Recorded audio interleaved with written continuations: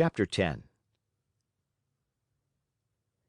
Quick as a flash, Pinocchio disappeared into the Marionette Theater, and then something happened which almost caused a riot. The curtain was up and the performance had started. Harlequin and Pulcinella were reciting on the stage, and, as usual, they were threatening each other with sticks and blows. The theater was full of people, enjoying the spectacle and laughing till they cried at the antics of the two Marionettes. The play continued for a few minutes, and then suddenly, without any warning, Harlequin stopped talking. Turning toward the audience, he pointed to the rear of the orchestra, yelling wildly at the same time: "Look! Look! Am I asleep or awake? Or do I really see Pinocchio there?" Yes, yes, it is Pinocchio!" screamed Pulcinella. "It is! It is!" shrieked Signora Rosaura, peeking in from the side of the stage. "It is Pinocchio! It is Pinocchio!" yelled all the Marionettes, pouring out of the wings. "It is Pinocchio! It is our brother Pinocchio! Hurrah for Pinocchio!" "Pinocchio, come up to me!" shouted Harlequin. "Come to the arms of your wooden brothers!"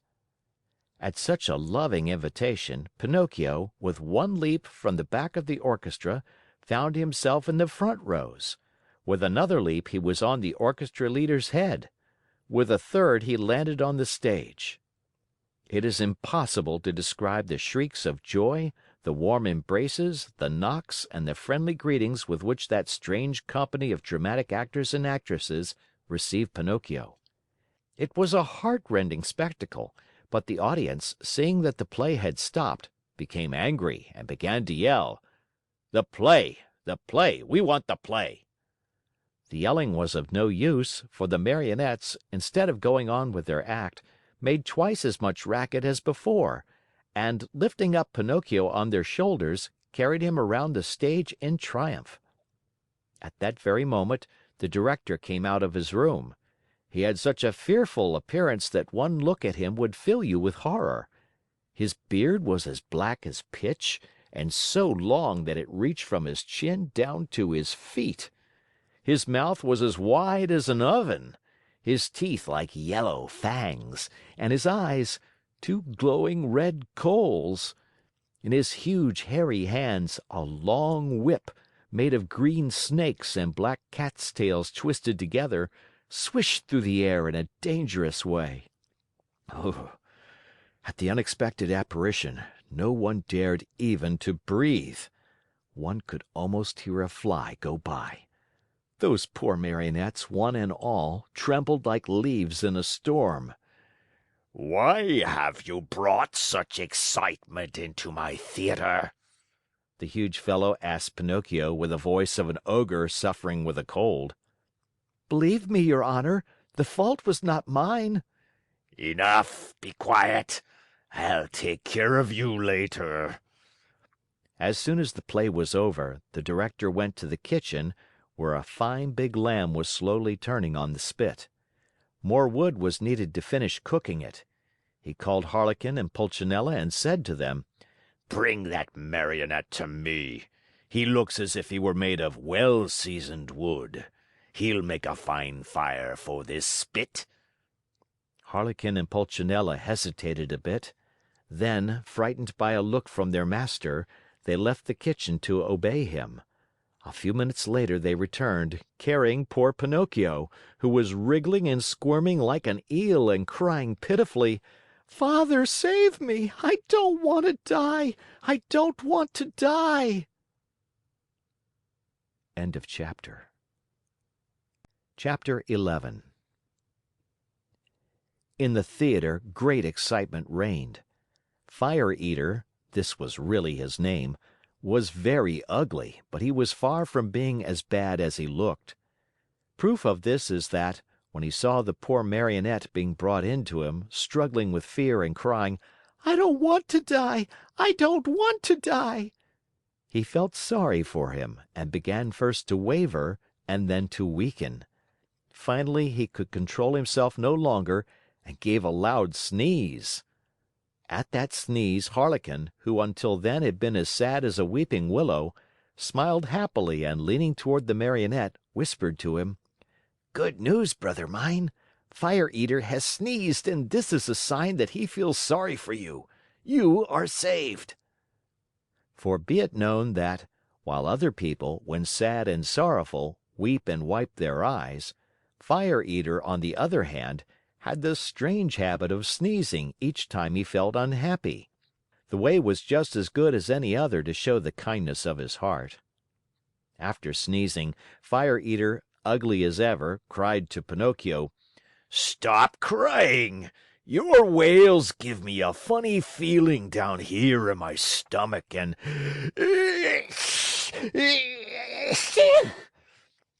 Two loud sneezes finished his speech. God bless you, said Pinocchio. Thanks. Are your father and mother still living? Demanded Fire Eater. My father, yes. My mother I have never known. Your poor father would suffer terribly if I were to use you as firewood. Poor old man. I feel sorry for him.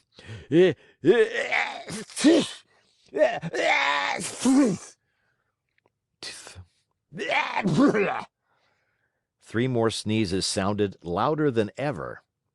God bless you, said Pinocchio. Thanks. However, I ought to be sorry for myself, too, just now. My good dinner is spoiled. I have no more wood for the fire, and the lamb is only half cooked. Never mind.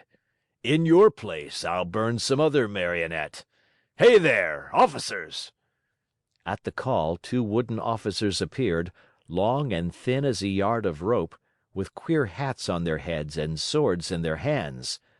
Fire Eater yelled at them in a hoarse voice, Take Harlequin, tie him, and throw him on the fire. I want my lamb well done. Think how poor Harlequin felt. He was so scared that his legs doubled up under him and he fell to the floor.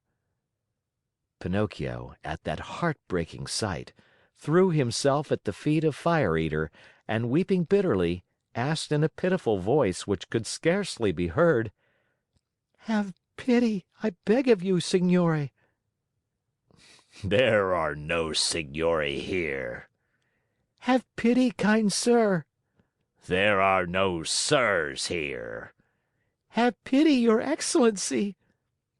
On hearing himself addressed as Your Excellency, the director of the Marionette Theater sat up very straight in his chair, stroked his long beard, and becoming suddenly kind and compassionate, smiled proudly as he said to Pinocchio, Well, what do you want from me now, Marionette? "I beg for mercy for my poor friend Harlequin, who has never done the least harm in his life." There is no mercy here, Pinocchio. I have spared you. Harlequin must burn in your place. I am hungry, and my dinner must be cooked. "In that case," said Pinocchio proudly as he stood up and flung away his cap of dough, "in that case, my duty is clear. Come, officers, tie me up and throw me on those flames.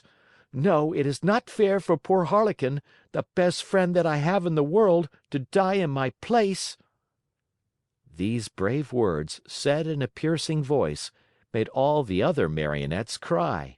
Even the officers, who were made of wood also, cried like two babies. Fire Eater at first remained hard and cold as a piece of ice.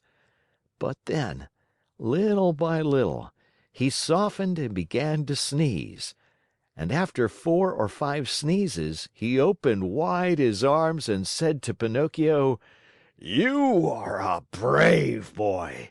Come to my arms and kiss me.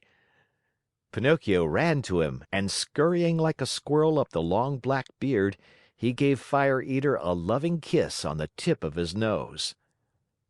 "Has pardon been granted to me?" asked poor Harlequin with a voice that was hardly a breath. Pardon is yours, answered Fire Eater, and sighing and wagging his head, he added, Well, tonight I shall have to eat my lamb only half cooked. But beware the next time, Marionettes." At the news that pardon had been given, the Marionettes ran to the stage, and, turning on all the lights, they danced and sang till dawn. End of chapter. Chapter 12. The next day Fire Eater called Pinocchio aside and asked him, "What is your father's name?" "Geppetto? "And what is his trade?" He's a wood carver." "Does he earn much?" "He earns so much that he never has a penny in his pockets. Just think that, in order to buy me an ABC book for school, he had to sell the only coat he owned, a coat so full of darns and patches that it was a pity." Poor fellow! I feel sorry for him.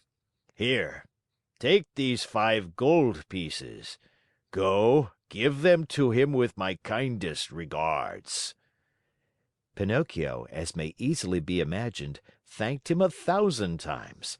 He kissed each Marionette in turn, even the officers, and beside himself with joy, set out on his homeward journey. He had gone barely half a mile when he met a lame Fox and a blind Cat walking together like two good friends. The lame Fox leaned on the Cat, and the blind Cat let the Fox lead him along.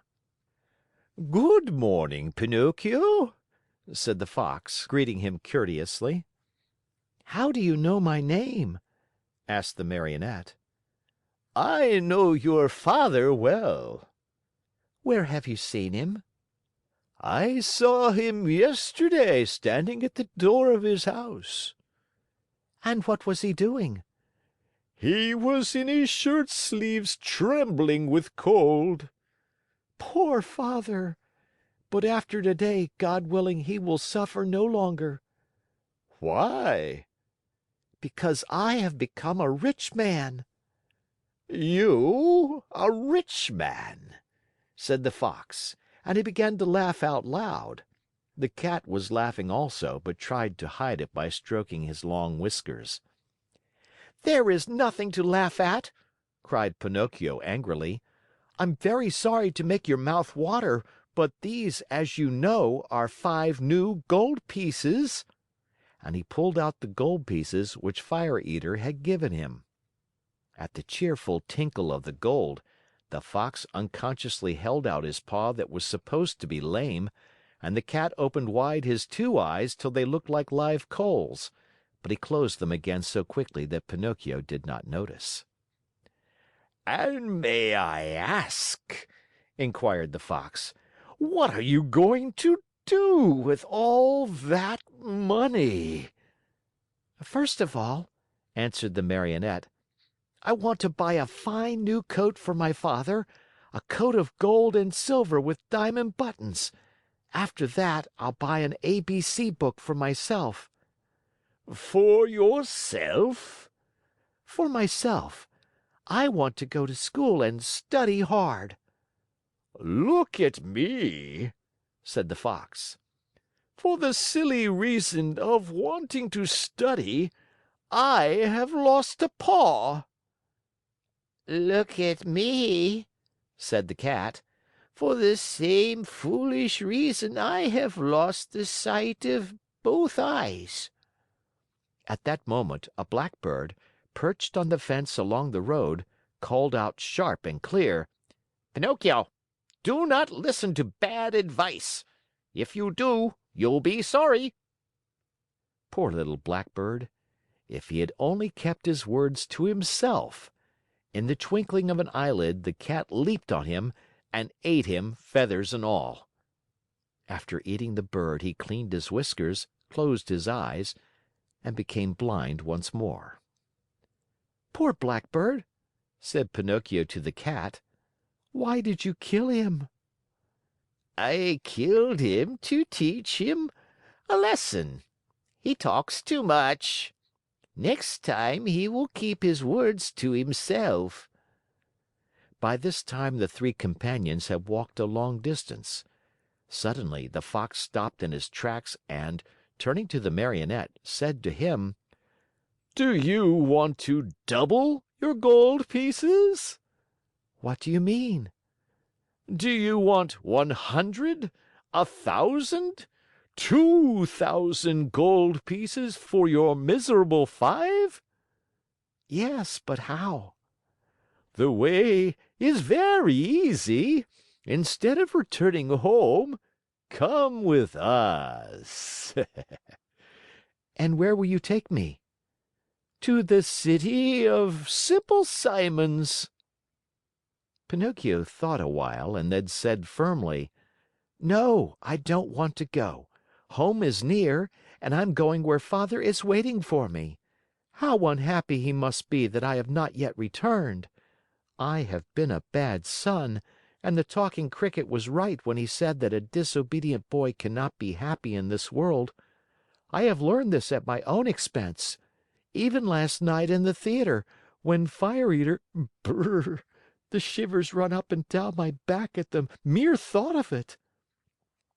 "Well, then," said the Fox, "if you really want to go home, go ahead, but you'll be sorry." "You'll be sorry," repeated the Cat. "Think well, Pinocchio. You are turning your back on Dame Fortune."